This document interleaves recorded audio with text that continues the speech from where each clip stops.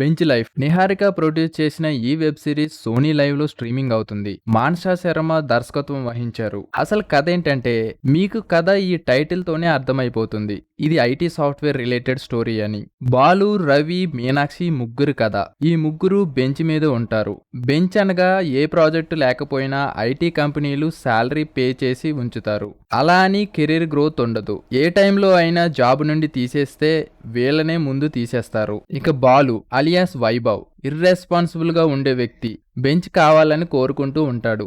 Manager Isha alias ఆకాంక్ష సింగ్ ని love చేస్తూ తనకి ఆ విషయం చెప్పాలని 9 years గా ట్రై చేస్తూ ఉంటాడు. మీనాక్షి అలియాస్ రితికా సింగ్ జాబ్ చేస్తూ డైరెక్టర్ అవ్వాలనే తన గోల్. చాలా ప్రయత్నాలు చేస్తూ ఉంటుంది. మరోపక్క వాళ్ళమ్మ పెళ్లి సంబంధాలు చూస్తుంటుంది. రవి అలియాస్ చరణ్ తన పర్సనల్ స్పేస్ లేదని, పైగా తన మరదలతో అలియాస్ నయన్ సారికతో పెళ్ళైన తన ఫ్రీడమ్ లేదని, తన ఫ్రెండ్స్ తో గోవా వెళ్లాలని భార్యకి అబద్ధాలు చెబుతూ బెంచ్ మీద ఉన్న విషయం చెప్పకుండా మేనేజ్ చేస్తూ ఉంటాడు. ఈ టైంలో ప్రసాద్ అలియాస్ రాజేంద్ర ప్రసాద్ గారు తన కూతురు కోసం ఐపీఎస్ జాబ్ వదిలి అదే కంపెనీలో జాయిన్ అవుతారు.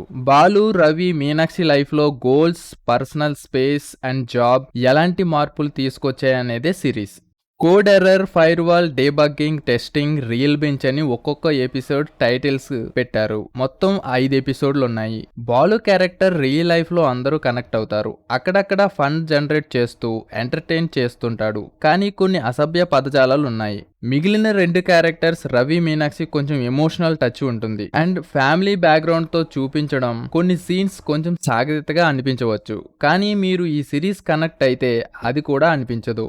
ఇక లాస్ట్ ఎపిసోడ్ అయితే మిమ్మల్ని ఎమోషనల్ గా టచ్ చేస్తుంది. అది సిరీస్ చూసి తెలుసుకోవాల్సిందే. తనికెళ్ళ భరణి గారు చెప్పే డైలాగ్స్ మిమ్మల్ని మెప్పిస్తాయి. డైరెక్షన్ గురించి చెప్పాలంటే 100% సక్సెస్ అయ్యారనే చెప్పొచ్చు. ఈ వీకెండ్ లో మంచి చాయిస్ అవుతుంది. ప్రతి ఎపిసోడ్ 40 minutes ఉంటుంది. ఇక చివరగా మంచి సిరీస్ చూసిన ఫీల్ కలుగుతుంది మీకు. రివ్యూ గాని నచ్చినట్లయితే please subscribe to Rummy Tales channel.